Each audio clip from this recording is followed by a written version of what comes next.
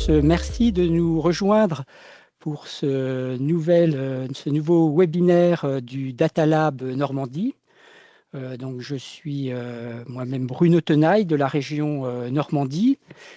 Et donc, le Data Lab Normandie, je vous le rappelle, est un réseau des acteurs de la donnée et de l'intelligence artificielle en Normandie, donc, qui est coordonné par 4 acteurs: la région Normandie, l'Agence de développement de la Normandie, le CRIAN et l'INSA de Rouen-Normandie, qui représente le secteur de la recherche. Et donc, le Data Lab a parmi ses missions d'organiser des activités visant à l'acculturation et à la sensibilisation sur les enjeux et les usages de l'intelligence artificielle et de la donnée. Et c'est dans ce cadre que nous organisons donc un cycle de webinaires. Et donc aujourd'hui, nous avons le plaisir d'accueillir Victor Jourdain, qui va nous parler des questions de réglementation autour de l'intelligence artificielle. Voilà, je vous remercie et bon webinaire. Bonjour à toutes et à tous. L'idée, vous l'avez compris, comme à chaque webinaire, c'est d'aborder des sujets. Alors là, on est sur des sujets de réglementation. Si toutefois, il y a des choses sur lesquelles on n'est pas clair, et quand je dis on, c'est plutôt plus moi que Victor. Je ne doute pas du fait que Victor soit particulièrement clair, et tu auras plus la parole que moi. Mais voilà, l'idée, c'est aussi que ce soit interactif. Donc, n'hésitez pas à utiliser le chat pour nous interroger. Et Bruno, comme moi, essaieront d'être vigilants aux questions qui arriveront. Avant que je ne te laisse te présenter, Victor, je vais aborder juste les quelques points qu'on a définis ensemble pour préparer ce webinaire. Alors, on a une petite heure, il n'est pas impossible qu'on déborde un peu, mais lorsque le sujet étant ce qu'il est, c'est pas une heure qu'il nous faudrait, mais bien plus. L'idée, c'est d'aborder le sujet de la régulation européenne, donc notamment par l'intermédiaire de l'IA Act, sur lequel il y a tellement à dire, mais sur lequel il va falloir aussi qu'on soit en capacité Concis, ouais. d'être concis, mais toute personne qui a des problèmes de sommeil peut se lancer dans la lecture de ce document qui à n'en pas douter, fait le job. Donc, sur la notion évidemment de risque, de pratiques interdites, etc. La notion de confidentialité, qui est extrêmement importante, parce que qui parle d'IA Act parle aussi de gestion de données, et un point sur lequel tu es on ne peut plus au fait, c'est la notion de droit d'auteur, qui est ton sujet de prédilection, mais je te laisserai le présenter. Avec évidemment la notion des pratiques de souveraineté, et l'histoire à la fin, si on peut en conclure sur ça, l'idée de quelles sont les bonnes pratiques que l'on peut et que l'on se doit d'adopter, tant à un niveau individuel que collectif. Je crois n'avoir rien oublié. Victor, est-ce que, avant de te lancer, tu peux nous dire qui tu es, s'il te plaît? Bon, bah, en tout cas, bonjour à tous. Merci beaucoup au Data Lab Normandie de me donner l'opportunité de parler de ce sujet. Alors moi, je suis doctorant en droit de l'intelligence artificielle. Sur le sujet de ma thèse, c'est les enjeux juridiques de la chaîne de valeur de l'intelligence artificielle. Donc, c'est-à-dire que je m'intéresse à la constitution du produit, enfin au droit qui s'intéresse à la constitution du produit intelligence artificielle. C'est-à-dire que je pars en fait de l'extraction des matériaux, ce qu'on appelle des semi-conducteurs comme le silicium. On a 70% d'extraction du silicium qui est faite en Chine. Alors, il y a d'autres évidemment produits là-dedans, d'autres matériaux. Voilà, jusqu'à la constitution des puces, parce qu'il faut des semi-conducteurs pour faire des puces, mais il faut aussi des données qui vont être agrégées dans des infrastructures de calcul et de stockage, qui vont permettre ensuite d'entraîner des modèles qui vont être interfacés pour faire des systèmes. Et là, on arrive à la vente du produit presque final de l'intelligence artificielle. Donc moi, je m'intéresse aux différents droits qui vont globalement s'intéresser au développement de l'IA, mais développement entendu dans une définition un peu large, donc de A à Z, quoi, on va dire du caillou logiciel, si je vulgarise. Ça, de la matière première au logiciel.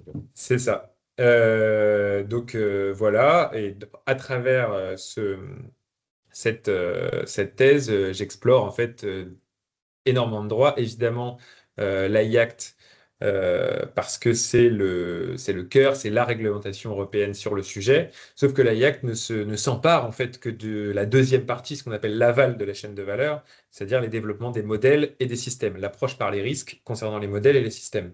Mais tout ce qui est avant, et notamment Gunther a parlé de confidentialité en fait, et de droit d'auteur, c'est des problématiques qui interviennent même antérieurement à la constitution des modèles. Et c'est pour ça que les sujets que je traite dans mes travaux de recherche, en fait, dépassent l'AI-Act et vont sur des questions concurrentielles, des questions de confidentialité, des questions de droit d'auteur, et un peu au-dessus de tout ça, euh, espèce d'objet juridique qu'on appelle l'IA digne de confiance, qui est le grand mot de la Commission européenne. Et c'est un peu le fil rouge de comment on arrive, que ce soit dans le développement ou le déploiement d'une intelligence artificielle, à éviter que celle-ci ne porte préjudice. Alors, avant qu'on rentre un peu plus dans le niveau de détail, est-ce que tu peux juste faire un rappel de ce qu'est l'IA Act? Parce que Bien sûr. notamment, il y a des mises en application qui sont déjà en place, d'autres vont être modifiées. Alors, il y a une particularité que l'on connaît, c'est-à-dire qu'il y a le texte européen, et puis ensuite, il y aura la manière dont ça va être appliqué dans les pays. Et à n'en pas douter, il y a quelques pays européens dans lesquels l'application de l'IA Act ne sera pas exactement le même que chez nous. Est-ce que sur un terme sur un terrain, pardonne-moi, purement juridique, tu peux nous expliquer déjà en quelle mesure est-ce qu'une loi européenne, sur des sujets qui sont ceux dont on parle là, sur l'IA, peuvent être différents une fois qu'on les retrouve sur les territoires? Et pourquoi est-ce que cette application va être différente en Espagne et de l'Italie ou de chez nous? Bien sûr. L'AIACT, si on peut la définition originale du texte, c'est un texte qui s'intéresse à la régulation des opérateurs de la chaîne de valeur de l'intelligence artificielle. Après, comme je l'ai dit, en fait, il ne se saisit qu'une partie de la chaîne de valeur.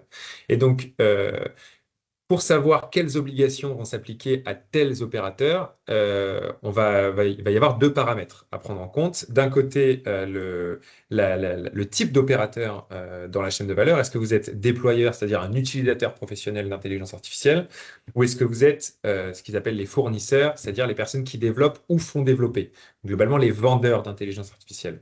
On a d'autres types d'opérateurs, mais qui sont un peu moins importants parce qu'ils interviennent que dans des logiques transnationales. Maintenant, on va varier par rapport au type d'opérateur d'un côté et de l'autre par rapport au niveau de risque. C'est pour ça qu'on parle de l'AI-Act en parlant d'approche par les risques. En fait, l'IA va être classifiée selon le niveau de risque qu'elle porte. On y reviendra plus tard, mais globalement, il y en a 4: inacceptable, au risque, risque de transparence, qui est risque minimal. Et en fait, selon ces deux paramètres, quand on sait qui on est et quel est le niveau de risque de l'IA, on a globalement les obligations, on peut déterminer les obligations qui vont s'appliquer au regard de l'AI Act.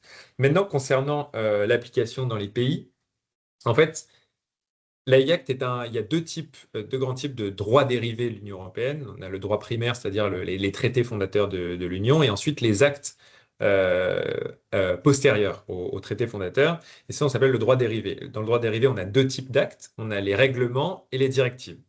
Les directives, c'est des grandes lignes données aux pays, et ils doivent ensuite donner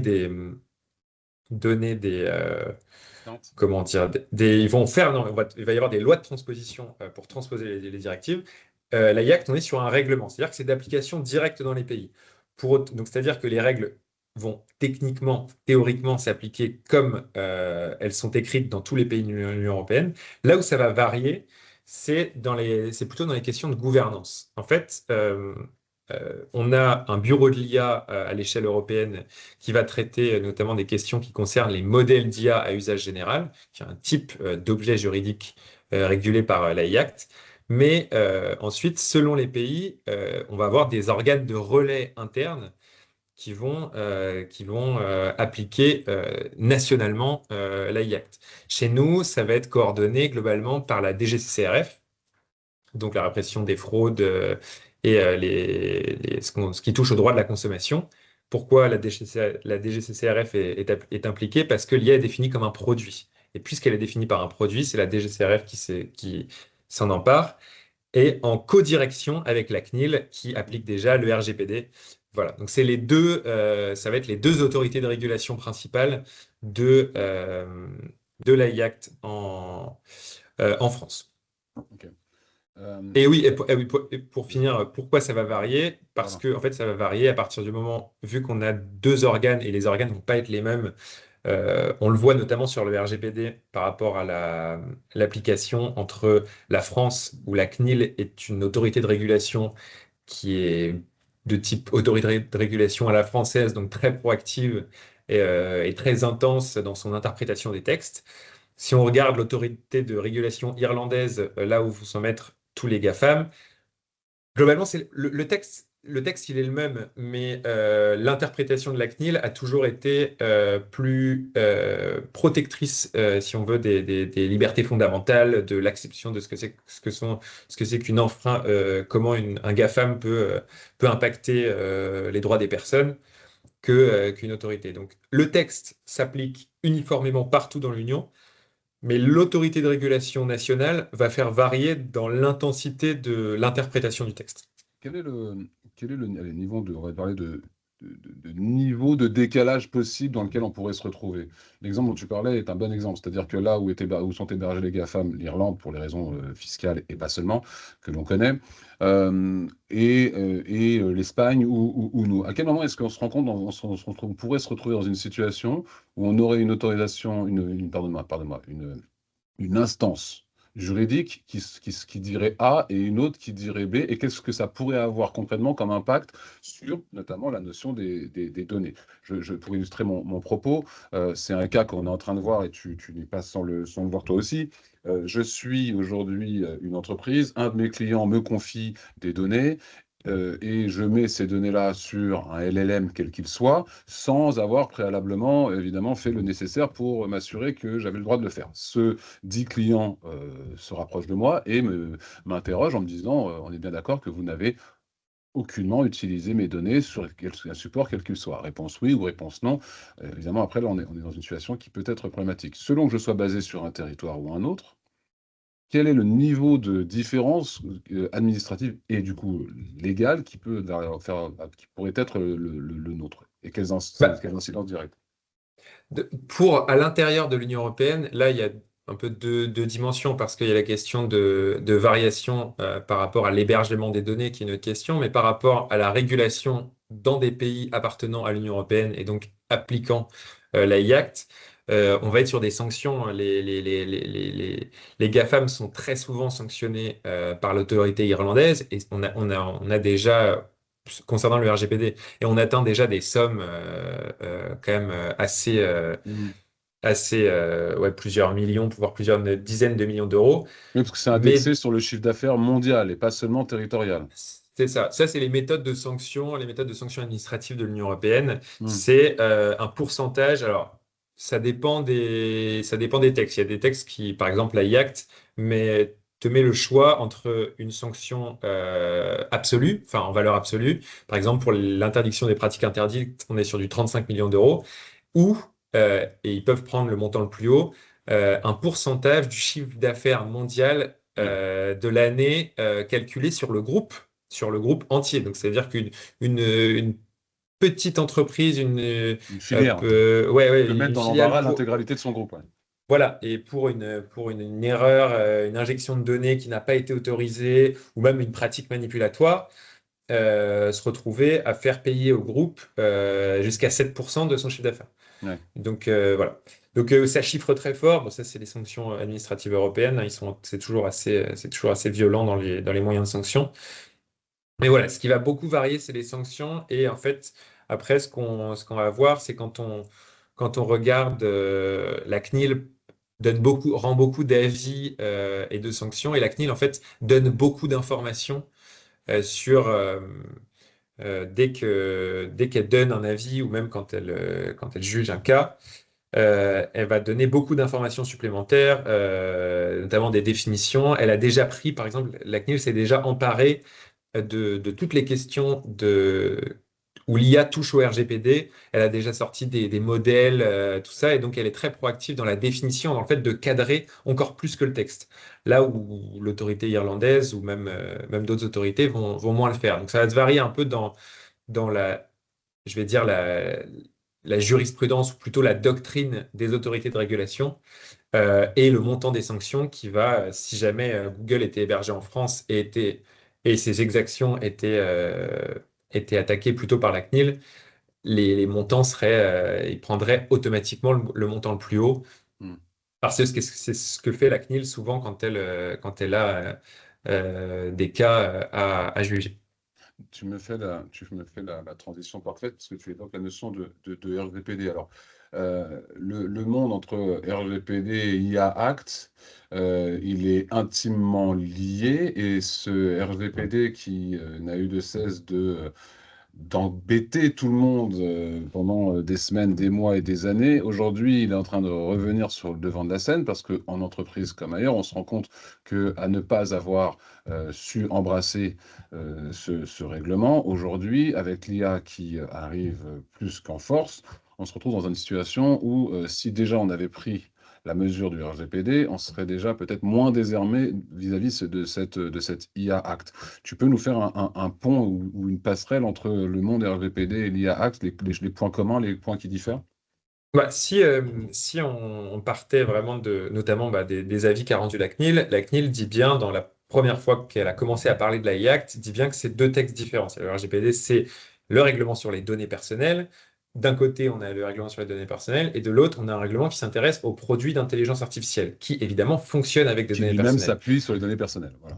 qui peut s'appuyer sur des données dont certaines données vont être considérées au regard du RGPD comme des données personnelles. Techniquement, théoriquement, ce sont des raisonnements, des règlements, les deux sont complètement autonomes Mm. et en plus ont une réflexion différente. La constitution, comme je l'ai dit, de l'AIACT, la vision, c'était un règlement produit, c'est-à-dire qu'il s'intéresse à un produit qui est l'intelligence artificielle et aux risques que peut poser ce produit. Donc le centre du règlement, c'est le produit. Là où, du côté du RGPD, le centre du règlement, c'est pas le produit, c'est la personne. C'est la personne dont les données sont manipulées. Donc, là où le RGPD, l'AIAC va plutôt partir sur une approche par les risques, on a un produit dont on va qualifier les risques qui vont évidemment indirectement poser à des personnes, mais le centre, c'est le produit. Le RGPD, on est plus sur la personne, elle a des droits par rapport à ces données, et ensuite, c'est une liste de droits. Donc, c'est d'un côté, on a plutôt des obligations. Les deux se traduisent, en fait, le RGPD se traduit aussi indirectement par plein d'obligations sur les entreprises, évidemment, mais c'est plutôt du côté de la personne. En fait, on part du côté de la personne concernée. Vous utilisez ces données, cette personne a des droits, il faut que vous mettiez en place des obligations pour les faire respecter. C'est la logique qui est un peu différente. Maintenant, euh, récemment, l'Union européenne, là, commence à... Alors, pour simplifier ce qu'ils appellent le package numérique, c'est-à-dire en dehors du RGPD et de l'AIACT, le DSA, c'est-à-dire la directive, enfin le règlement sur les services numériques, le DMA sur les marchés numériques, euh, les nombreuses directives concernant les données, parce qu'il y a les données personnelles, il y a les données non personnelles, il y a le Data Act, enfin bon, il y a énormément de règlements et de lois qui forment ce qu'on appelle le package numérique. Et en fait, plus on en fait des lois, plus évidemment il y a des superpositions. Par exemple, un exemple, c'est que le RGPD, lorsqu'on a un traitement soit parce qu'il y a des données sensibles, soit parce qu'il euh, il fait intervenir une technologie nouvelle, ou parce qu'il peut poser un risque fort sur les droits des personnes concernées, on va faire ce qu'on appelle une analyse d'impact sur la protection des données, ou AIPD.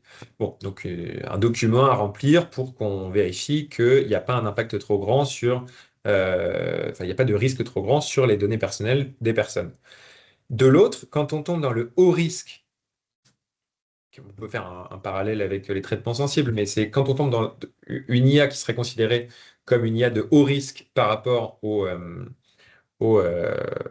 à l'AI Act. Donc, c'est-à-dire, si je reviens, le haut risque, ce sont des IA qui sont des composantes de sécurité de produits euh, qui peuvent être considérés comme dangereux si jamais il y avait un dysfonctionnement du produit de l'IA. Donc, par exemple, une IA qui interviendrait sur des bateaux, sur des machines, dans des jouets, dans des dispositifs radioélectriques, dans des dispositifs médicaux. Là où si l'IA dysfonctionne, potentiellement on a un mort. Mm. Ou alors dans des domaines sensibles comme l'administration de la justice, le droit, La le défense. contrôle des frontières, voilà, la défense, etc. Euh, dans ces cas-là, on va tomber dans du haut risque. Bon, le déployeur d'une IA au risque, il va devoir faire une analyse d'impact. Déjà, il renvoie au RGPD parce qu'il faut faire une analyse d'impact sur les droits, sur la protection des données, mais il doit en plus faire une analyse d'impact sur la protection des droits fondamentaux, qui est une autre analyse d'impact qui va être rendue obligatoire, parce qu'elle n'est pas encore entrée en application, par l'AI Act. Bon, ces deux analyses d'impact, il est évident il va y avoir des lignes dedans qui vont être remplies deux fois. Ouais, Ça, d'accord. enfin, c'est dans le sens, Ouais, il y a même des chapitres entiers qui vont être remplis deux fois. absolument. Donc, il y a on commence à penser, parce que là, ils envisagent de faire passer l'Union européenne ce qu'ils appellent des omnibus numériques, c'est-à-dire des Ouais. lois qui pourraient être votées très rapidement. Il y a des idées déjà juste des deux côtés de repousser ces obligations du côté de l'AI Act et du côté des données, de faire une simplification du package de la régulation des données. Mais aussi, alors ça, c'était pas dans l'omnibus numérique, mais c'était des réflexions qui étaient menées sur en fait la présence de ces deux analyses d'impact, de voir si on peut pas les fusionner, quitte à avoir un document plus grand, C'est ça. mais de se dire que si jamais on est dans le cas d'une IA qui nécessite une analyse d'impact sur la protection des données et qui en plus est au risque, Voilà. Donc le voilà. cumul des deux, on le fait. Voilà, je fais pardon, je me permets une petite pause, mais sur la notion d'omnibus numérique, peut-être que ça ne parle pas à tout le monde. L'idée, c'est qu'on va avoir un flux de technologies qui vont arriver à une vitesse tellement incroyable, et c'est déjà le cas, hein, enfin, Mhm. donc il va falloir, et ça c'est un grand classique, la législation est systématiquement en retard sur la technologie, donc il va falloir systématiquement que le législateur se positionne sur des technos qui viennent s'ajouter à d'autres technos et qui viennent elles-mêmes dans un environnement qui lui-même est en train de croître. Donc on a une quantité énorme de solutions qui arrivent. Donc effectivement, cette solution d'omnibus, c'est de faire en sorte que cette rapidité, enfin du moins cette lenteur administrative, devienne une rapidité administrative. Voilà, je fais juste cette parenthèse, mais ça, c'est pas inintéressant de l'avoir en tête pour tous. C'est vous dire à quel point au quotidien, ça va devoir aller extrêmement vite. Ouais. Et pour rebondir Et sur ce que tu évoques, vas-y, pardonne-moi, sur le droit d'auteur, vas-y. non, juste pour finir, on a même eu ce qui était assez fou en fait avec cet omnibus numérique, c'est que avant euh, sur cet été, on a eu une signature d'énormément de grandes entreprises européennes de la tech, et pas que, et aussi d'entreprises pas de la tech, mais qui, puisqu'ils œuvrent dans des secteurs à haut risque, je pense qu'à Airbus par exemple, et qui allaient être impactés par par l'AI Act, ils ont signé une tribune pour demander un report de l'entrée en application notamment sur les questions des modèles et du haut risque. Là, la Commission européenne avait répondu à la fin de l'été de manière extrêmement sèche, avec il n'y aura pas de délai, pas de période de grâce, et enfin, on refuse tout décalage de l'entrée en application. Qui, pour le haut risque, il y a une partie le 2 août 2026, et ensuite une autre partie sur les produits 2 août 2027.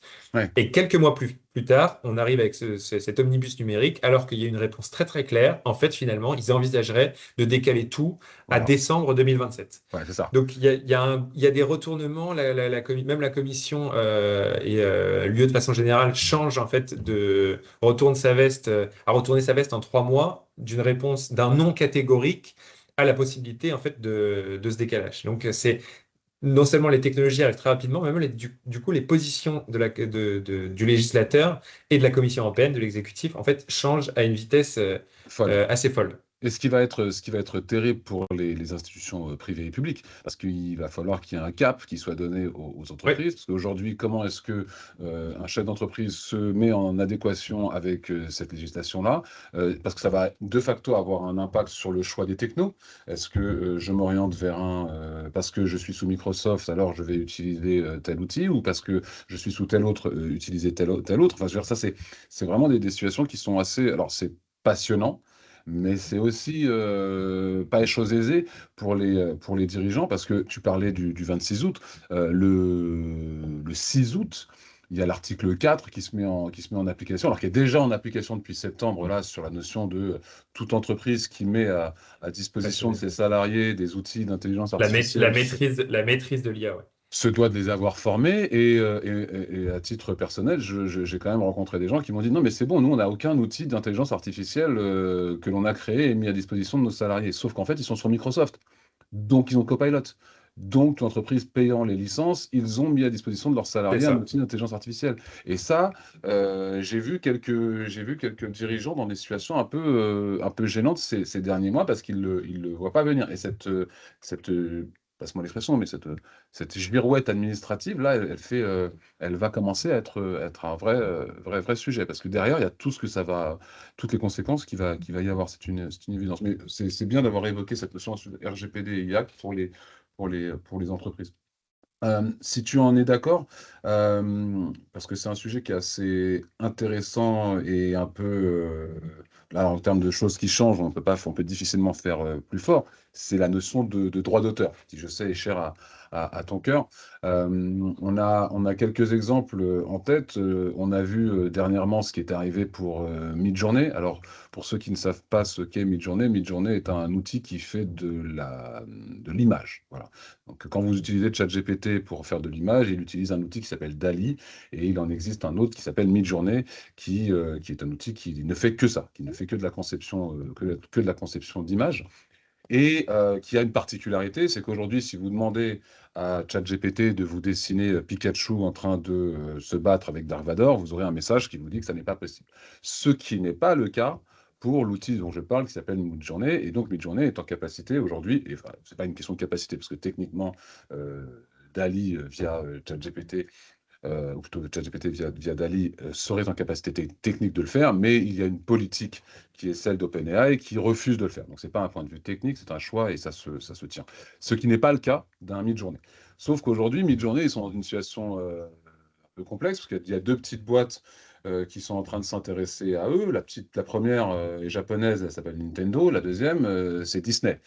Et quand vous commencez à avoir deux structures comme Disney et Nintendo qui viennent vous parler droit d'auteur, ça commence à être un vrai sujet pour des structures comme celle-ci. Autre exemple, alors sur un autre terrain, mais on l'a vu passer, c'est la notion de création de texte. Et là, j'en veux pour preuve ce qui est arrivé à Deloitte, qui, en l'espace de, je crois, une quinzaine de jours, ou peut-être 3 semaines, se sont trouvés dans une situation absolument catastrophique. Le premier exemple est assez terrible parce que c'est un étudiant d'université qui s'intéresse à un document fourni par Deloitte à destination du gouvernement australien et qui prend la note et l'analyse et qui trouve que cette note, valorisée à hauteur de 250 000 $, à l'État australien, s'avère avoir été réalisée par une IA. Et non content de subir ce premier affront, là, il y a quelques jours encore, Deloitte à nouveau, là pour le gouvernement canadien, Canadien. c'est ça, hein, canadien.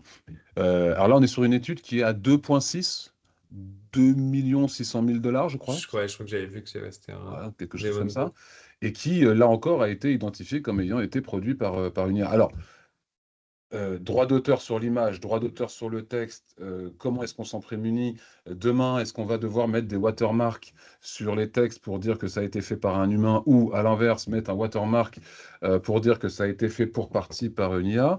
Quid des marchés d'appel d'offres publics où les uns et les autres vont répondre? Quid des entreprises privées répondant à des entreprises privées? Droit d'auteur sur l'image, sur le son et sur les textes, et à destination d'instances privées et publiques. Tu as de quoi t'amuser là pendant ta thèse, non? Ouais. En fait, la question du droit d'auteur par rapport à l'IA, en fait, elle est faite en deux parties. Il y a deux points d'intérêt par rapport au droit d'auteur. C'est d'un côté euh, ce qu'on appelle l'amont, donc ce qu'on a vu avec ce que tu as cité avec Disney et Nintendo, c'est-à-dire les droits des auteurs d'œuvres, donc la protection des droits des auteurs d'œuvres par rapport à l'entraînement des données. Ça, en fait, en Europe, on a une directive qui a été donc transposée dans les différents droits nationaux, qui n'avait pas été prévu pour ça, qui s'appelle l'exception de fouille de texte. Normalement, le droit d'auteur, on est d'accord, je suis auteur d'une œuvre. Bon, si quelqu'un veut utiliser mon œuvre, par exemple pour s'entraîner, pour entraîner son IA, il faudrait qu'il vienne me demander l'autorisation pour qu'il puisse l'exploiter. Sauf que, avant même qu'on parle d'IA générative, pour constituer des bases de données, notamment pour la recherche, ensuite ça s'est étendu un peu plus loin, pour constituer des bases de données, en fait, c'est devenu des énormes bases de données, c'est devenu quasiment impossible d'aller chercher à chaque fois l'auteur. Donc, l'Europe a trouvé un moyen, il a renversé la présomption, c'est-à-dire que les personnes, vous pouvez utiliser pour constituer des bases de données toutes les œuvres que vous voulez, mais si l'auteur vous demande de le retirer, donc on passe d'un opt-in à un opt-out, si l'auteur demande de retirer son œuvre de la base de données, il la retire. Ça, c'était avant l'intelligence artificielle. Ouais, parce que C'était là, juste voilà. pour constituer des bases de données. Et en soi, c'était une bonne idée. C'était pour la recherche, voilà, et juste pour une utilisation spécifique. Sauf que, en fait, cette autorisation, ce renversement de l'exception dans le cadre de l'intelligence artificielle générative, pour l'entraînement des modèles et surtout pour le scrapping préalable du web nécessaire pour entraîner les grands modèles de langage, fait que, en fait, comment on sait que son œuvre a été collectée? Il n'y a aucun moyen de le savoir. Alors, il y a eu entre-temps, il y a eu des solutions. Par exemple, en France, je prends l'exemple des auteurs-compositeurs de musique en France, adhérents à la SACEM, vu que la SACEM, ils ont donné un auteur qui est adhérent à la SACEM a donné des prérogatives à la SACEM. En fait, la SACEM a coché l'opt-out pour eux. Donc, c'est-à-dire que la SACEM a coché l'opt-out pour tout son catalogue. Donc, l'équivalent globalement de toute la musique française et Oui, même mais internationale. a posteriori. A posteriori, mais donc il faudrait. Après, ils ont postulé pour l'opt-out, enfin ils ont coché l'opt-out. Pour autant, comment vérifier que les données sont toujours dedans? Hmm.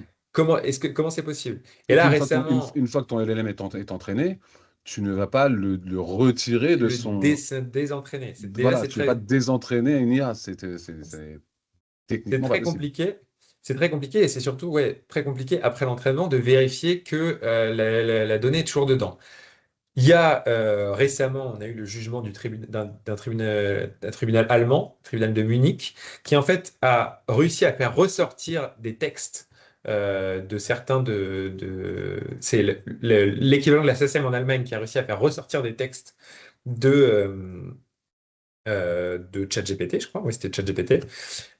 Et donc, le fait qu'ils puissent faire ressortir les textes en output, si je demande donne-moi les paroles de la chanson de telle personne, puisque les textes sont ressortis en output, ça veut dire qu'il les a mémorisés et donc que les données sont encore à l'intérieur.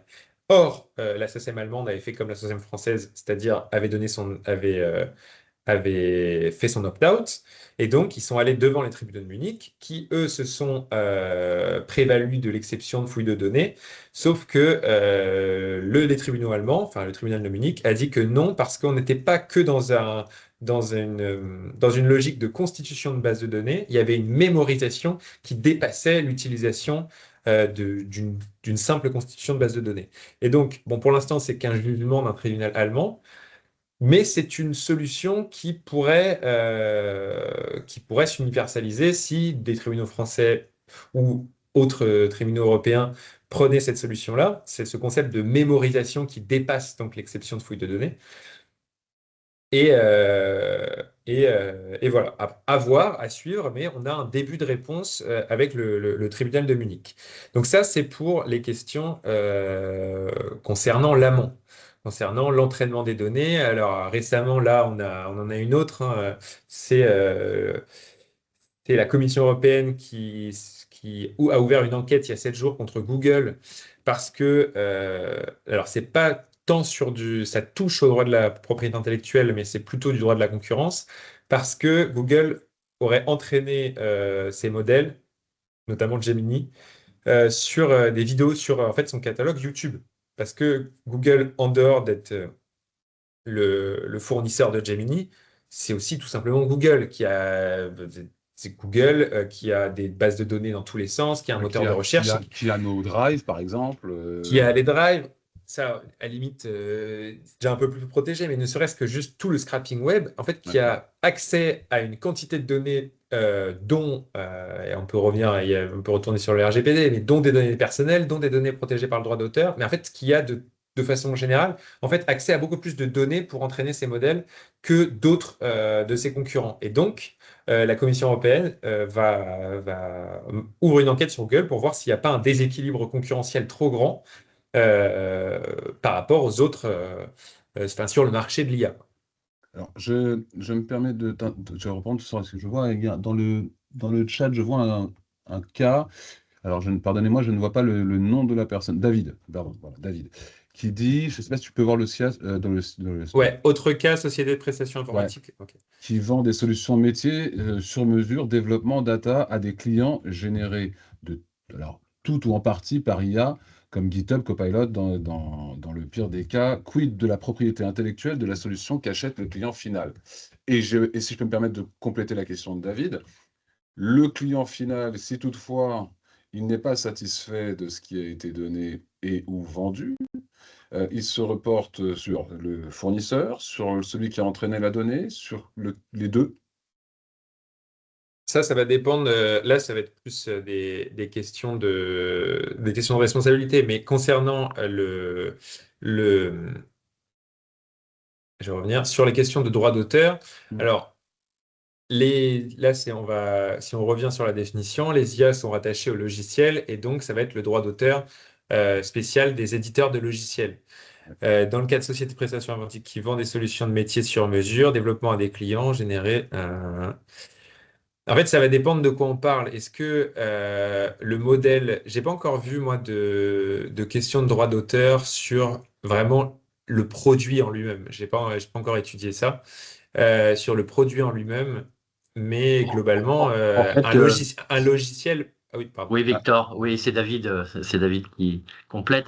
En allez-y, fait, David. toute société de prestation aujourd'hui, quand elle fait un logiciel sur mesure, elle cède les droits de propriété et donc Oui, de bien conception sûr. à ce client final. Et aujourd'hui, en fait, Ah oui, alors ok, c'est évidemment, bon. s'il y a un accord préalable avec le client qui autorise l'utilisation de l'IA dans la génération du code, il accepte effectivement que la propriété en partie soit en tout cas s'appuie sur le générateur de code, mais Ok. la plupart du temps, dans beaucoup de sociétés, il n'y a pas d'accord préalable. Mm. On déploie aujourd'hui des IA dans toutes les ESN, on forme nos développeurs, etc. à cela, mais sans accord final, effectivement, et du client final. Ben, la propriété finalement, elle n'est plus de la responsabilité uniquement de la société de prestation si elle utilise une IA. Alors, certes, pénalement certainement, mais dans les faits, beaucoup moins, quoi, en fait. Ok, maintenant je comprends mieux dans ce sens-là, mais c'est en fait, il y a deux questions là-dedans. À partir du moment où on peut considérer qu'en développement, on utilise de l'IA, et c'est la question du droit d'auteur du logiciel, c'est-à-dire de l'IA, mais qui en soi est un logiciel, même qui a été fait sur mesure. Déjà, là, enfin, les avocats commencent à se pencher dessus. Il y a la question tout simplement des clauses. Et là, on arrive dans le contractuel sur qu'est-ce qu'il faut mettre quand on a les contrats intérieurs à la chaîne de valeur, c'est-à-dire entre un fournisseur de modèles et un fournisseur de système, entre un fournisseur de système et le déployeur, l'utilisateur final. Comment on répartit la propriété intellectuelle à l'intérieur? Alors ça, il y a beaucoup de cas. Est-ce que la base de données est intégrée? Ça, c'est complètement modulaire. Ça va vraiment dépendre de ce qu'on va mettre dans le contrat de licence ou le ou la vente, hein. Si c'est rendu sur mesure, ça peut même être un contrat de vente et pas juste un contrat de licence. Après, sur la question du droit d'auteur, à partir du moment où le code a été généré par intelligence artificielle, euh, là, c'est ce sur quoi je voulais venir. On a parlé de l'amont, maintenant il faut parler de l'aval. C'est-à-dire que si je génère quelque chose qui serait assimilable à une œuvre avec de l'intelligence artificielle, avec un prompt, et ensuite j'utilise la sortie pour constituer une œuvre, est-ce que, est-ce qu'il y a une œuvre? Et là-dessus, pour l'instant, la jurisprudence est très négative parce Mm. que Tout simplement parce que la définition d'une œuvre en droit européen, c'est une œuvre est empreinte de la personnalité de son auteur.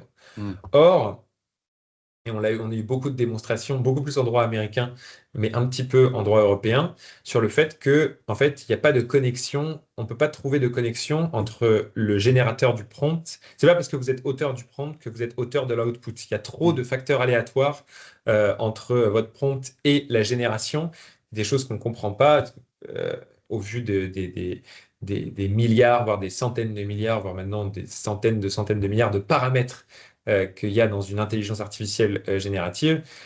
On ne peut pas faire un lien direct entre l'auteur du prompt et l'auteur de l'output. Ce C'est qui pour veut dire cela que ça te positionne comment en tant que créateur du prompt? C'est-à-dire, rien, voilà. Donc, rien du tout. et en fait, ça veut dire qu'on a un client final qui a un intermédiaire qui serait celui qui a rédigé le prompt et une IA. Donc, tu as un Oui, LLM. il n'y a T'as pas un de droit LLM. d'auteur du tout. Voilà. Et donc, quand le client final achète du code ou que sais-je, il achète à quelqu'un qui, légalement, ne peut revendiquer aucun droit d'auteur. Alors, il achète, il peut considérer que La prestation de c'est service. seulement c'est sûrement que la question du droit d'auteur. Après, Après, il il y a un achète du droit de service, il achète. voilà, il y a un secret, on peut aussi protéger par le secret. Et tout ce que je fais, en fait, c'est tu me payes pour que je dévoile le secret. C'est-à-dire, je te donne, c'est une protection extra-juridique, hein, le secret. Il y a des gens qui disent que la recette du coca n'est pas protégée par un brevet, mais par une recette qui est enterrée quelque part dans un désert américain. Bon, c'est une légende, mais c'est juste pour illustrer. Ça peut aussi être protégé par là.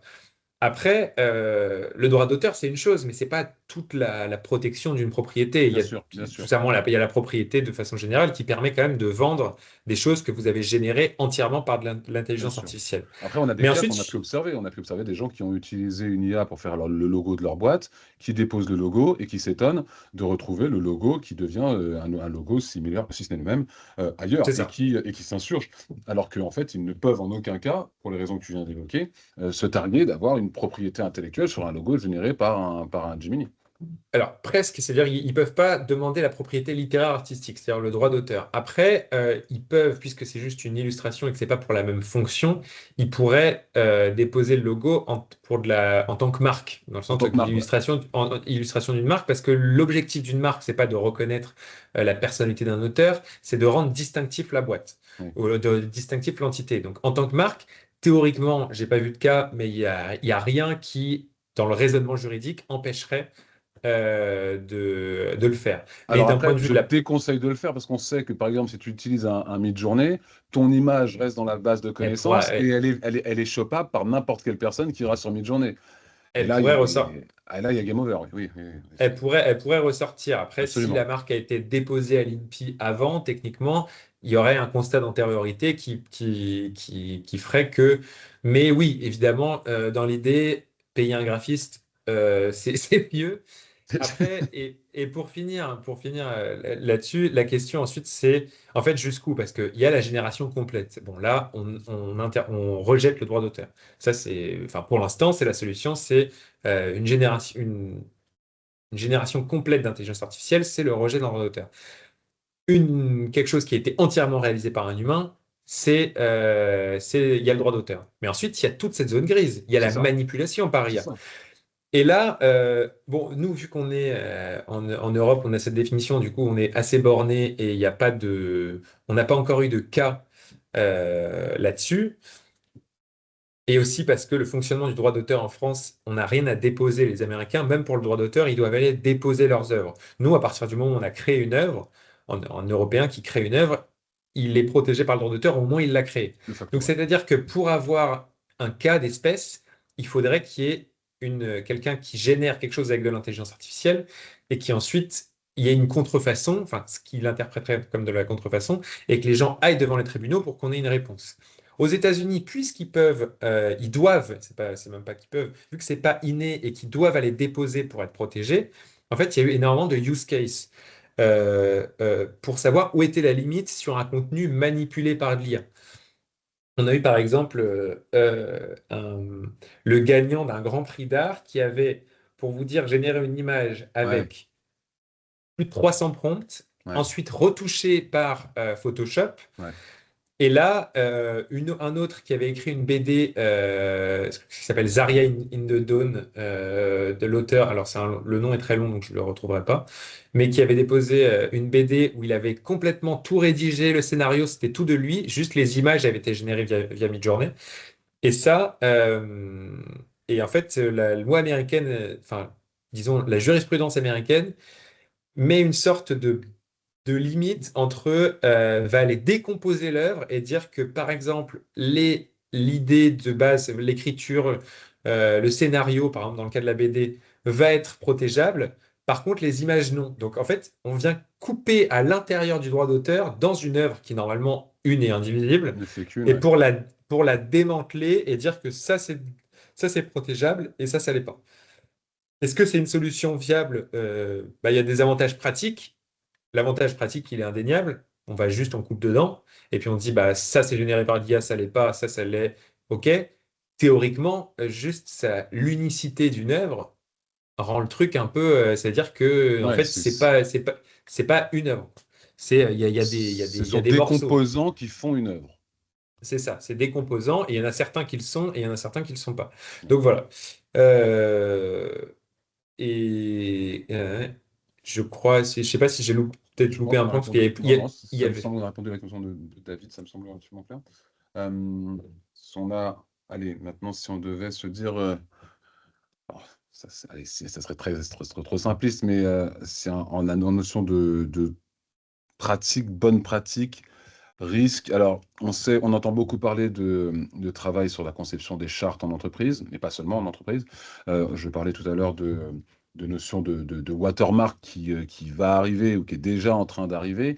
Dans les contrats, on va avoir, à n'en pas douter, des chapitres où on va nous dire si toutefois vous faites usage de l'IA à hauteur de plus de X% de votre document, alors il faudra que vous le manifestiez. Enfin, il y a des, il y en a un peu dans un schéma peut-être de la science-fiction, puisque tout est possible et à l'instant où on se parle, tout est en train de bouger.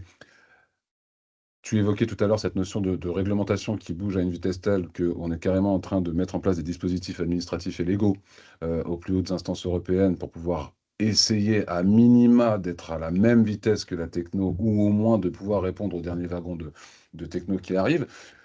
Une fois qu'on a dit ça, on est chef d'entreprise ou on travaille dans des territoires.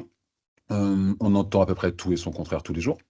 Euh, les enjeux sont majeurs parce que je vais prendre des décisions en tant que dirigeant pour mon entreprise. Je vais prendre des décisions pour mon territoire si je suis une unité de territoire ou bien un maire ou que sais-je.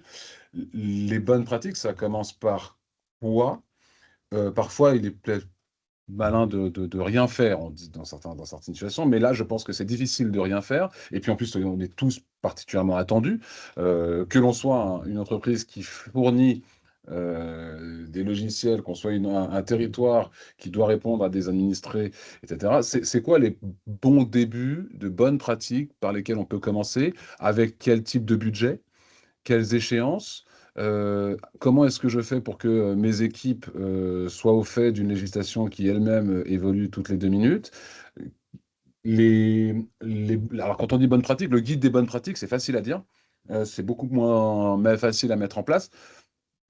De ton point de vue, sans prendre de grands risques, je sais que attention, je ne te tends pas de piège, ce qu'on dirait, parce qu'on pourrait nous dire.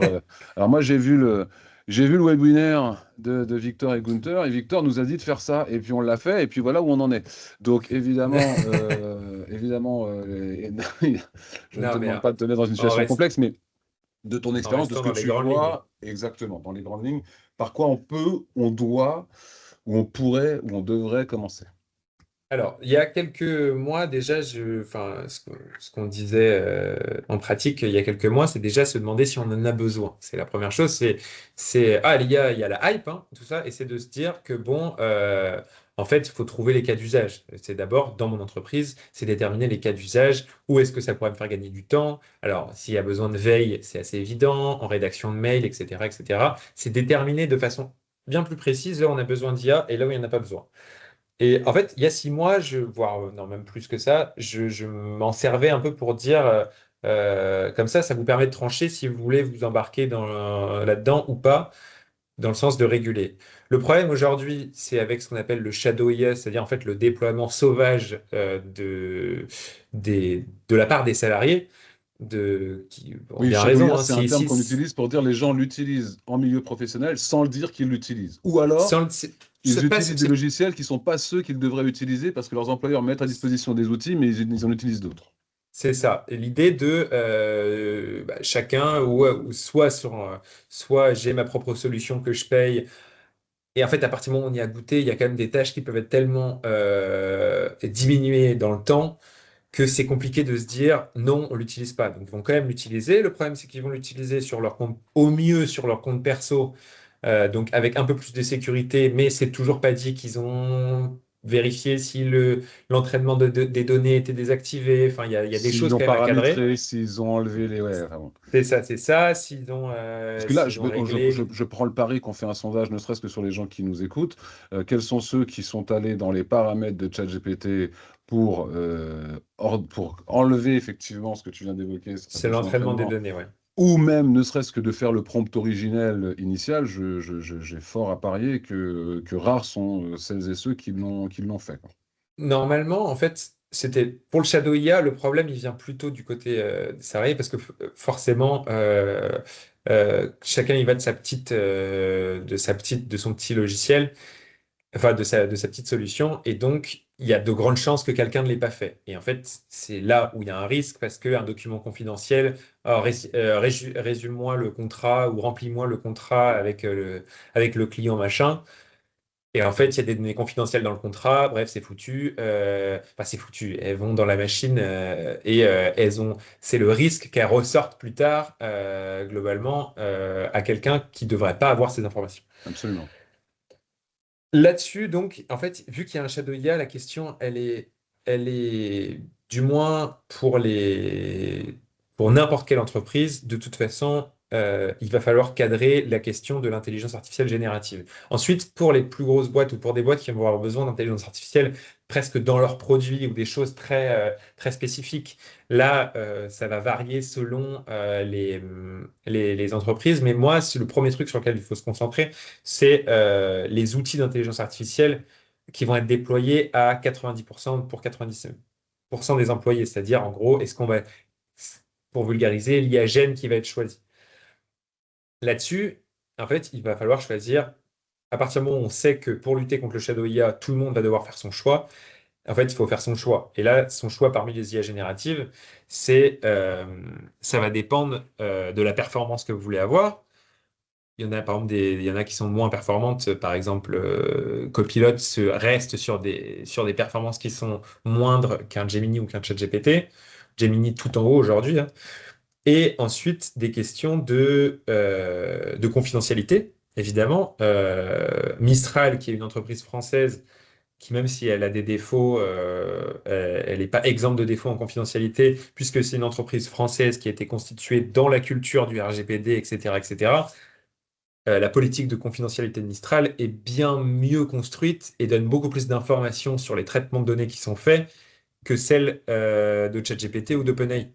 Et elle est en open source, donc on peut aussi l'avoir en local si on veut. C'est ça, c'est ça. Et vaut mieux l'avoir en local parce qu'après, sinon, Ah bah oui, quand elle est pas en local, Mistral, il travaille avec Microsoft Azure, donc ça absolument. sert moins il y a les données transitent quand même aux États-Unis. Donc il y a cette question de performance, il y a cette question de confidentialité. Et le troisième point, c'est à prendre en compte, c'est la question d'interopérabilité. C'est pour ça que moi, je pourrais vous mettre tout à la fin un petit tableau là-dessus. Gemini, c'est techniquement la politique de confidentialité des plus grands, enfin Gemini et Copilot, Vas-y, des partage-le grandes. vas-y, tu peux le mettre en même temps Ouais, qu'on fait le point si tu l'as, ouais. je vais, hop là, voilà, vous voyez mon écran, et Ouais. elle est juste là, voilà, hop là. Vous voyez, c'est assez vulgarisé. Diaporama, je vais le mettre là. C'est assez vulgarisé, hein, mais vous allez voir, Mistral, c'est dans la politique de confidentialité. Je vous donne la clé de lecture. J'ai l'information de qui est le responsable de traitement, qui est le DPO. J'ai les bases légales, j'ai les finalités, j'ai les destinataires, les Alors, sachant transferts que en dehors. pardonne-moi, pour les premiers, il faut juste que les gens sachent, ne connaissent pas tous Oui, les pictos. Donc, on a, oui, on a je vais OpenAI, remettre. Oui, on pour a, les logos, on a OpenAI, Mistral, Mistral, Gemini, Gemini, Claude, Claude, DeepSeek et Qwen. DeepSeek, et voilà. Voilà, pour les grandes. J'ai pas mis Copilot alors que tout le monde le demande pour la simple et bonne raison qu'ils n'ont pas de politique de confidentialité spécifique à Copilot. Je n'ai que celle de Google, donc c'est encore pire que tout le reste parce que j'ai pas de. En fait, ils disent oui, bah c'est Copilot, vous regardez la politique de confidentialité générale, ce qui veut dire globalement que toutes les données, j'ai aucune idée de qu'est-ce qui peut être traité par Ouais. Copilot et qu'est-ce qui peut ne pas être traité. Mais bon, si vous prenez Copilot et Gemini, on va retrouver quand même l'idée que Gemini, les finalités, elles sont faites par bloc et elles sont pas spécifiques à chaque traitement. Les destinataires, je les ai pas. Les transferts, ils sont aux US et les durées, Gemini est très vague sur ces durées. C'est en gros, on conserve vos données autant de temps qu'on a besoin de les conserver. Donc, il y a Voilà. une phrase, mais voilà. Après, ça, j'ai fait que l'audit des versions gratuites ou des premières versions, des versions professionnelles de base. Après, si vous prenez évidemment les versions entreprise et tout, là, il y a une suppression automatique des données. Mais bon, c'est juste que ça rentre pas dans mon tableau, parce que déjà, qu'en faire 6, si ensuite je fais Claude, par exemple, à 12 offres, Gemini en a, pareil, une dizaine, Ouais. faire un tri dedans. C'est une vision globale de ma vision de la confidentialité des informations données en confidentialité par ces entreprises. Et globalement, Copilot et Gemini, bah, alors, déjà, Copilot est pas très bon en performance, mais Gemini, c'est le meilleur. Mais il a une confidentialité qui est quand même pas folle. Donc, on se dirait, OK, est-ce qu'on va vraiment là-dessus? Le truc, après, c'est la troisième variable. Et la troisième variable, c'est l'interopérabilité et surtout votre interface. ChatGPT est en train de perdre de la vitesse par rapport à Gemini. Pourquoi? Parce que Gemini, derrière, il y a le Google Cloud. En Ça. fait, vous pouvez avoir en plus que de votre IA et Microsoft, bon, bah, il y a le Workspace, etc., etc. Enfin, Google, il y a Google Workspace et Microsoft, c'est l'espace de travail, je ne sais plus comment il s'appelle. Mais bon, bref, il y a toute la suite, tout ça. C'est Oui, parce que l'interopérabilité. le next step, c'est l'automation, en fait. C'est-à-dire que là, aujourd'hui, c'est les premières étapes sont effectivement la culturation de cet outil avec lequel on peut tantôt parler philosophie, cuisine, etc. Et ensuite, le monde enfin, de demain, qui est déjà un monde qui existe hein, pour les techs, mais qui s'élargira au plus grand nombre demain et qui commence. On le voit d'ailleurs par l'intermédiaire de ce que les gens appellent des agents. Mais alors, ils appellent ça Oui, des agents par abus de langage, parce que ce sont plus des oui, assistants. Là, on est plutôt sur des assistants, des agents, c'est quand même autre chose. Et demain, enfin, on l'a déjà aujourd'hui, mais ce sera les demandes qui vont arriver. C'est ça, c'est une notion d'interopérabilité, c'est-à-dire comment est-ce que je fais en sorte que des outils parlent avec d'autres outils et qu'ils aient une chaîne de commandement et d'action. Alors, on pourrait faire un sujet rien que sur ce sujet-là pendant une heure, mais effectivement, ça, c'est le next step. Donc là, encore sur la notion de législation, effectivement, ce que tu évoques là, c'est qu'il faut envisager l'usage que l'on va en avoir tout de suite, mais demain, quid de nos usages et comment est-ce qu'on fait en sorte pour que ces outils travaillent entre eux intelligemment. Et ça c'est va ça. arriver très vite, très très C'est vite. ça. Et donc, en fait, avec ces trois, en fait, c'est la balance, c'est-à-dire avec entre la performance, la confidentialité et le reste de vos outils, l'interopérabilité avec le reste de vos outils, il faut choisir son outil. Ça dépend de la confidentialité des données. Si vous avez des données qui sont pas si sensibles que ça, bon, bah, aller sur Gemini et prendre l'abonnement le plus cher en mettant des garanties, en ayant de préférence un cloud en Europe, ça peut suivre. Si vous êtes dans le domaine bancaire, bon, vous allez prendre, il vous faudra de toute façon une solution en open source hébergée chez vous avec les données en local, etc., etc. Ça va dépendre aussi de la sensibilité des données. Et à partir du moment où vous avez choisi votre outil, ensuite, c'est de formaliser, d'entériner auprès de tous vos salariés de tout l'écosystème de la boîte, votre choix. Et aujourd'hui, la meilleure manière de le faire, c'est de faire une politique interne d'utilisation des données. On parle beaucoup de chartes. Moi, je préfère utiliser charte pour parler de plutôt la charte éthique de l'IA qui va être sur le site vitrine, plutôt les engagements envers les consommateurs. Mais en interne, pour cadrer les usages, ça va être plutôt la charte. Qu'est-ce qu'on va retrouver dans la charte? On va retrouver le cœur, c'est j'ai choisi telle IA. On vous a donné accès à cette IA via tel compte avec cette adresse email. Vous avez choisi un mot de passe ou alors un one password ou autre chose, enfin autre manière de connexion sécurisée. Vous n'utilisez que cet accès, vous n'utilisez que là-dessus Pour tel usage. pour tel usage, etc., etc. Vous cadrez l'utilisation. Vous avez tel outil. Alors, ça peut être un outil, ça peut être deux, hein, si jamais, encore une fois, il y a des utilisations plus complexes de l'IA dans l'entreprise. Ça peut être pour vos recherches, vous allez sur tel outil Diagène. Pour les données comptables, on a plutôt préféré, etc., etc. Mais toujours est-il qu'on cadre les usages avec dans la charte. Et ensuite, cette charte, après, elle peut servir, enfin cette politique plutôt, elle peut servir à autre chose. Ça, c'est le cœur, mais on peut évidemment refaire un article sur la confidentialité.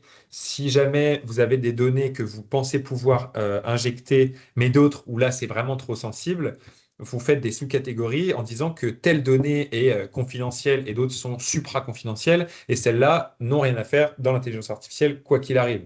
Euh, des questions de transparence, hein. On est un peu trop rapidement passé tout à l'heure sur les questions de droit d'auteur, mais il y a aussi, en dehors du droit d'auteur, la transparence, le fait de dire, si vous rédigez à un client un rapport et que vous le faites rédiger par l'IA, bon, bah, vous lui dites, parce C'est que ça. selon le client, et s'il y a des éléments, notamment, vous êtes déployeur enfin, si le texte avait par exemple un intérêt public, on pourrait tomber dans des obligations du déployeur de transparence au regard de l'AI Act, avec des sanctions toujours assez salées.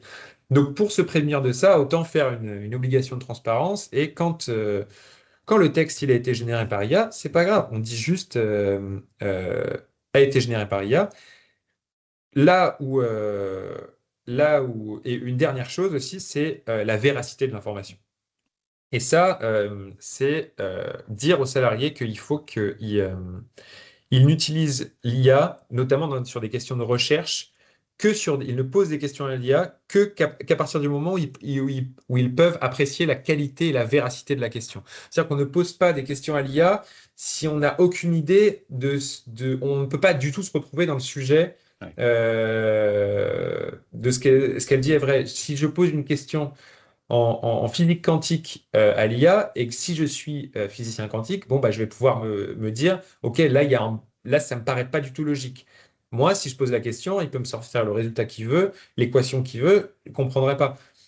Inversement, en droit, pour moi, l'utilisation des questions juridiques dans une IA doit être à un moment vérifiée par un juriste. Elle va sûrement vous donner des bonnes réponses, etc.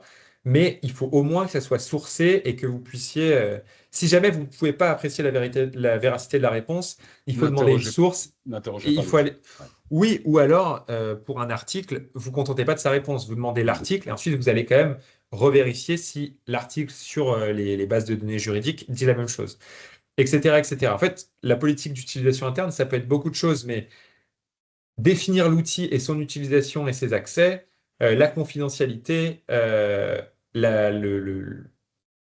le fait qu'il faut pouvoir apprécier la véracité de l'information et la transparence, c'est déjà quatre blocs qui sont, euh, qui sont, euh, qui sont bons à faire. Après, il y a d'autres engagements parallèles sur soit qui sont très importants aussi, mais c'est plus dur de les utiliser pour, euh, pour réguler le salarié, mais des engagements plus globaux sur ne pas utiliser l'IA pour de la discrimination et ça, c'est très très important, il faut les mettre. Après, moi, j'ai du mal à voir comment on peut. Enfin, faudrait que ça soit plus précis que ça, quoi. Et ça, c'est plus, ça sert à rien de faire trop de doublons avec des choses qui existaient déjà au niveau réglementaire. On a déjà une interdiction de la discrimination avec la IACT, donc il n'y a pas besoin de le remettre dans la charte. Ça peut faire un peu doublon. Mais bon, ça fait, en soi, ça sert, toujours à Parfois quelque chose sur de le les... rappeler. Ouais, c'est ça. Sur les sujets de discrimination, je pense que c'est jamais trop d'en remettre un petit coup de Mais moi, stabilo. j'aime bien dans ce cas-là, c'est juste au lieu d'avoir, d'aller mettre sa propre définition et en fait qui va pas forcément coller avec celle des textes réglementaires. Moi, je le mets toujours, mais je fais un renvoi au texte. Je fais un Ouais, renvoi ouais. direct, je fais directement un renvoi à la IACT sur l'article 5.1. C'est l'interdiction des techniques de manipulation, etc., etc., avec un lien précis sur sur l'article en Ce question. qui évite l'interprétation C'est par ça. l'entreprise ou, sans parler d'interprétation, ne serait-ce une erreur de lecture et les C'est textes ça, ou ont, même ont une erreur. de rédaction, c'est ça. Ouais, Toujours se référer à, quand on arrive sur des sujets qui sont déjà traités par le droit d'un point de vue supra-contractuel et au-dessus de l'entreprise, renvoyer au texte, c'est toujours une meilleure idée. Et voilà, bah, en 3 étapes, globalement, c'est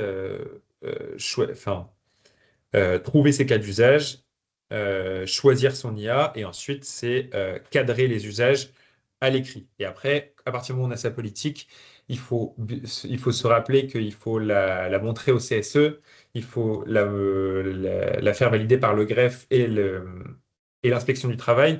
Pourquoi il faut faire ça? Parce que c'est ce qui va permettre ensuite de l'annexer au règlement intérieur et de permettre que une faute, c'est-à-dire qu'un salarié qui violerait une clause de la charte, ça puisse lui être opposé.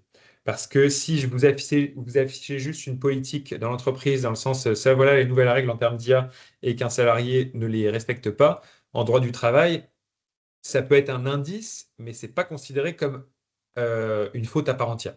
absolument. Et si je peux me permettre, ton dernier point est majeur. Et si je peux me permettre d'expérience de ce que je vois aujourd'hui avec les différentes entreprises avec lesquelles on bosse, c'est même co-construisez ça avec les partenaires sociaux. C'est-à-dire que tout ce que tu viens de dire est tout à fait vrai au sens légal. Mais si vous arrivez autour d'une table sans avoir associé les différents services et les partenaires sociaux sur ces sujets-là, et que vous arrivez avec la voix du dirigeant qui dit je suis la lettre et le verbe, vous allez passer plus de temps à rédiger ce dont on est en train de parler plutôt que de le faire si vous le co-construisez. Je ne sais pas Et ce que tu en penses. voir passer en fait devant les tribunaux, parce que à partir du moment où vous êtes une entreprise assez grosse pour avoir un CSE, eh ben vous avez une obligation de consulter le CSE et Voilà, qui rende son avis sur des questions qui vont modifier les conditions et l'organisation du travail. Et totalement. notamment, et c'est dans le texte c'est dans le code du travail, et notamment l'introduction de nouvelles technologies quand elles modifient l'organisation du travail. Et on a eu 2 jugements, il me semble que c'est un en début d'année et un autre en juillet. Alors, il y en a un, c'est Nanterre, l'autre, je crois que c'est Créteil, mais j'ai un doute, les deux ont entériné le fait que l'introduction d'intelligence artificielle dans une entreprise à, disons, la majorité des collaborateurs était une modification de l'organisation du travail. Ça coche toutes les cases. Ouais. Il y a une consultation du CSE qui est obligatoire. Donc là, on est sur du droit national, on n'est plus au niveau du droit européen, mais on a une consultation du CSE qui est vraiment obligatoire. L'avis que va rendre le CSE, c'est un avis, c'est une consultation, c'est-à-dire elle est pas obligatoire de la suivre, mais il faut attendre que le CSE, il faut demander l'avis du CSE et surtout ne pas commencer à déployer avant qu'il l'ait rendu. Parce qu'un des 2 cas, il y a eu demande d'un avis et c'est juste que il y avait déjà un déploiement auprès de la majorité des collaborateurs pendant la rédaction de l'avis. Donc, Là, ça veut dire, je vous demande votre avis, mais en fait, j'ai déjà pris mes décisions, c'est déjà lancé. j'ai choisi. C'est on attend que l'avis soit rendu, on lit l'avis, c'est mieux, et après on agit. Mais voilà, ça c'est oui, ça c'est assez important et ça va dans la logique que tu relevais de demander aux partenaires sociaux, au CSE, avec à l'intérieur on a une représentation syndicale, mais voilà, c'est un peu sur ces questions-là. Bon, on a un peu débordé, mais on pourrait encore déborder bien longtemps, mais je pense que ces derniers points sont mérités d'être soulignés. Est-ce que, Bruno, tu nous permets d'inviter les uns et les autres à peut-être poser quelques questions auxquelles Victor pourrait répondre? Mhm. Ça ressemble à un oui. Qui me dit mot consent, Bruno, tu me dis oui. Oui, tout à fait. Pardon, je ne t'avais pas entendu. Eh bien, là, s'il y a des questions, allez-y, n'hésitez pas. Vous pouvez ou les écrire ou prendre la parole en allumant votre micro. Ou alors, Victor, tu as tellement été bon qu'il n'y a aucune question. Tout a été balayé. Je sais pas s'il y a c'est vrai que peut-être au début sur l'AIAC, je suis peut-être moins rentré dans l'approche par les risques que vous avez, ou des cas d'espèce, hein. Alors, je ne suis pas avocat, donc j'ai pas le droit de vous donner de conseils, mais je peux théoriser sur le cas d'espèce dans la mesure où aucun nom n'est donné. Non?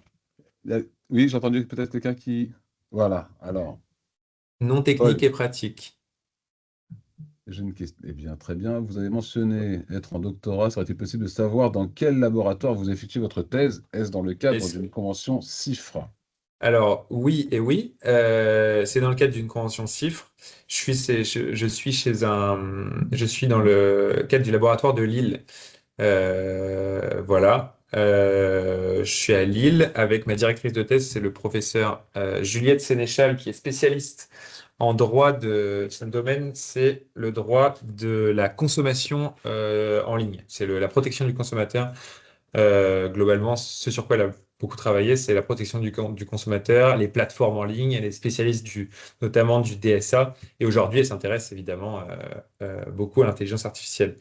Et moi, je fais, oui, ma thèse dans le cadre d'une CIFRE chez une entreprise qui fait de la formation en intelligence artificielle en partie et une partie de développement. Pourquoi je fais ça? Parce que je voulais faire une thèse en intelligence artificielle, mais suivre l'évolution déjà juridique est assez intense. Mais pour suivre l'évolution juridique, il faut aussi que j'arrive à suivre l'évolution technique. Et globalement, je n'aurais pas pu faire les deux. Donc, moi, je voulais avoir un pied dans un opérateur de la chaîne de valeur, puisque c'est mon sujet de thèse. Et donc, ça me permet d'avoir, dans le cadre de l'entreprise, il y a quelqu'un, par exemple, qui fait uniquement de la veille technologique et qui nous envoie des mises à jour. Et tous les jours, je reçois peut-être 5 à 6 notifications de mise à jour. OK, telle solution, elle est passée là-dessus. Et ça, c'est tellement précieux pour moi parce que si jamais j'étais pas dans un pied dans le monde du travail pour réaliser cette thèse, je n'aurais mais aucune idée que, enfin, j'aurais, je pense, un peu comme tout le monde, ah, OK, ChatGPT et Gemini ont changé de version. Mais ça s'arrêterait là. J'aurais pas plus d'informations que ça. Et maintenant, j'ai les détails des démos. Et ça, c'est pour un juriste, c'est très important parce que ça me permet, en voyant les évolutions de la technique, d'envisager les conséquences juridiques des évolutions de la technique. Vincent, je vois que tu as allumé ta caméra. Est-ce que ça veut dire que tu as une question à poser à Victor? Oui, bonjour Victor, bonjour Gunther, bonjour à Salut tous. Vincent. Alors aujourd'hui, je représente Fastpoint, un peu comme d'habitude. Chez Fastpoint, on entraîne des modèles à- et on les fine-tune sur des images. Alors les modèles sont souvent open source, parfois propriétaires. On les fine-tune avec des images qui sont parfois libres de droit, qui sont parfois issues de chez nos clients dans des environnements industriels, et ce avec leur accord, hein, bien entendu. Mhm. La question est de savoir, le modèle, une fois fine-tuné, il appartient à qui? C'est bien que tu te poses cette question, Vincent, alors que tu étais déjà en train de le faire. Je ne dois pas être le seul. Je dois pas être le seul. Oui, c'est sûr. Bah, Victor, appartient à quel niveau, d'un point de vue de propriété de l'entreprise, c'est vous qui l'avez développé. C'est pas parce que vous avez, enfin, à moins que dans l'accord de transfert de données avec vos clients, l'échange des données, ce soit une prise de participation, mais je pense pas que ce soit le cas. Mais En, non, en- en réalité, En réalité, En réalité, si si. je peux me permettre, j'ai l'impression que la BD que vous avez citée tout à l'heure, avec Ouais, un droit d'auteur clair et précis sur celui qui a rédigé, celui qui a le imaginé peut-être scénario. aussi l'histoire, qui a scénarisé, et puis l'IA a utilisé pour les images, j'ai l'impression que effectivement un modèle, même si c'est moins lisible qu'une BD papier et qui, enfin, physique, quoi. euh, il- enfin, est-ce qu'on pourrait le découper de la même manière, c'est-à-dire son architecture et donc sa fibre neuronale? Et alors là, je mets les plus gros guillemets de chez Word, hein, parce que voilà, enfin, cet objet-là, entre guillemets, ce binaire-là, on pourrait en attribuer la propriété intellectuelle à l'éditeur du réseau, celui qui l'a conçu couche par couche, qui l'a mis en œuvre Pour au l'instant, titre de ses inputs et de ses outputs. Et puis s'il a voulu que ce soit de l'open source, ben, c'est de l'open source, ce modèle. Mais par contre, le modèle fine-tuné, qui est celui dans lequel moi, en tant qu'entreprise, j'injecte des données alors, qui ne m'appartiennent pas, qui sont des images en l'occurrence, et qui illustrent des situations qui sont la propriété de mes clients, par exemple. Donc je fine-tune ça, je mixe et je tourne, et à la fin, ça me donne un modèle que j'exploite en tant qu'entreprise. écoutez, dans la logique, c'est quand même l'éditeur, enfin dans la majorité des cas, c'est quand même l'éditeur, même dans le cadre d'un modèle fine-tuné, qui est propriétaire. Sauf, et en fait, et là, malheureusement, c'est la seule réponse que je vais pouvoir vous donner.